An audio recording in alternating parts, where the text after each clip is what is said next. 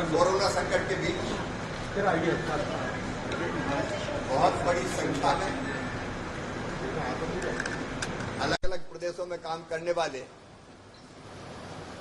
हमारे प्रवासी मजदूर भाई और बहन वापस लौटे हैं।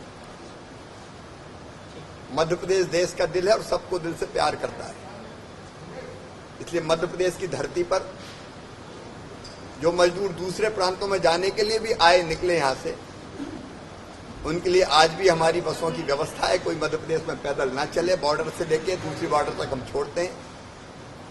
उनके चाय भोजन नाश्ता सबका इंतजाम करते हैं ताकि किसी को इस संकट के समय दिक्कत ना हो। मध्य प्रदेश के जो प्रवासी मजदूर भाई और बहन लौटे हैं उनको रोजगार जरूरी है और इसलिए हमने श्रम सिद्धि नाम की योजना बनाई है, जिसके अंतर्गत जो अकुशल मजदूर हैं उनके जॉब कार्ड बना रहे हैं और उनको काम देने का प्रयास कर रहे हैं। कल की तारीख तक 23,50,000 से ज्यादा मजदूर अलग अलग ग्राम पंचायतों में काम कर रहे थे। उनको निःशुल्क राशन भी प्रदान किया जा रहा है और संबल योजना में भी उन सबको जोड़ा जा रहा है ताकि एक सुरक्षा कवच उनको मिल सके। जिंदगी की जो न्यूनतम आवश्यकता है वो पूरी हो सके, लेकिन उसके साथ साथ हमने रोजगार सेतु नाम की एक योजना बनाई है, जिसके अंतर्गत जो कुशल मजदूर हैं, स्किल्ड लेबर हैं, उनकी सूची हम बना रहे हैं। हर पंचायत में आज से काम प्रारंभ हो रहा है और वो सूची बनने के पश्चात सर हम एक प्लेटफॉर्म बनाएंगे रोजगार सेतु को, जिसमें जिस तरह का काम वो मजदूर भाई बहन जानते हैं, उस काम की जिस फैक्ट्री में जरूरत है या कहीं इंफ्रास्ट्रक्चर के काम हो रहे हैं, पुल पुलिया सड़क बांध के, उसमें उनकी जरूरत है तो उनको उसमें लगाने का काम दिलाने का प्रयास किया जाएगा। एक प्लेटफॉर्म होगा जो एक तरफ इंडस्ट्री के काम की जरूरतें पूरा करेगा और दूसरी तरफ जरूरतमंद कुशल मजदूर भाई बहनों को रोजगार दिलाएगा, ताकि संकट के समय हम उनको रोजगार दे सकें। हमने ये फैसला भी किया है कि अब कोई मजदूर अगर बाहर के प्रदेशों में काम करने जाएगा तो हम कलेक्टर्स को निर्देश दे रहे हैं, उनकी पूरी सूची हमारे पास रहेगी, कौन किस प्रांत में कहाँ कहाँ। अब आज तो कोई सवाल ही नहीं है, मैं भविष्य की बात कर रहा हूँ, ताकि हम वहां भी उनकी देखभाल ठीक ढंग से कर पाए।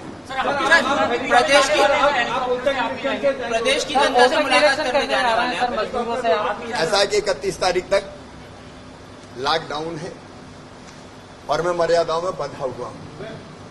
अब कैसे रुका हूँ मैं ही जानता हूँ, कितनी मुश्किल से अपने आप को मैंने रोका है, क्योंकि हमको 2 गज की दूरी और कार्यक्रमों में नहीं जाना और बाकी सब चीज का पालन करना मैं करूंगा, तब मैं दूसरों को कह सकूंगा।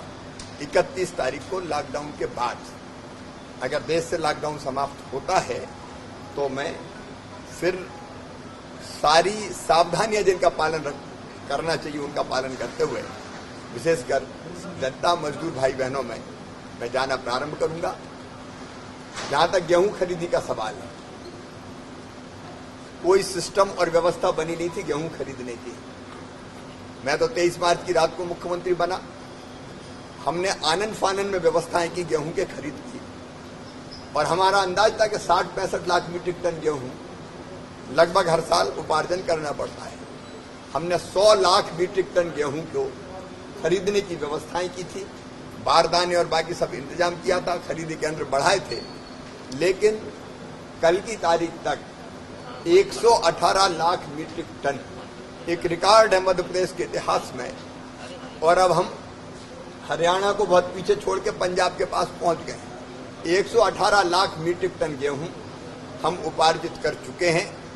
बारदाने जहां से भी जुट रहे हैं हम लगातार जुटाने का प्रयास कर रहे हैं और हमारी पूरी कोशिश है कि हम अपने किसान भाइयों के पूरे गेहूं को खरीद पाएं।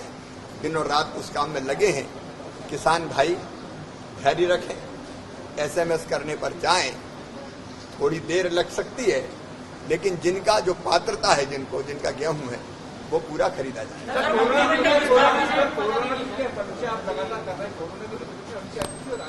लॉकडाउन खुल रहा है सर, और ऐसे में बाजार खुल रहे हैं और कोरोना की संख्या बढ़ती है। देखिए, आर्थिक गतिविधियां चालू करनी पड़ेगी,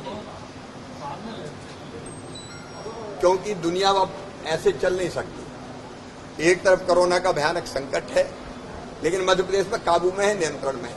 आपने देखा मध्य प्रदेश में रिकवरी की दर, ठीक होने की रेट 53% हो चुकी है।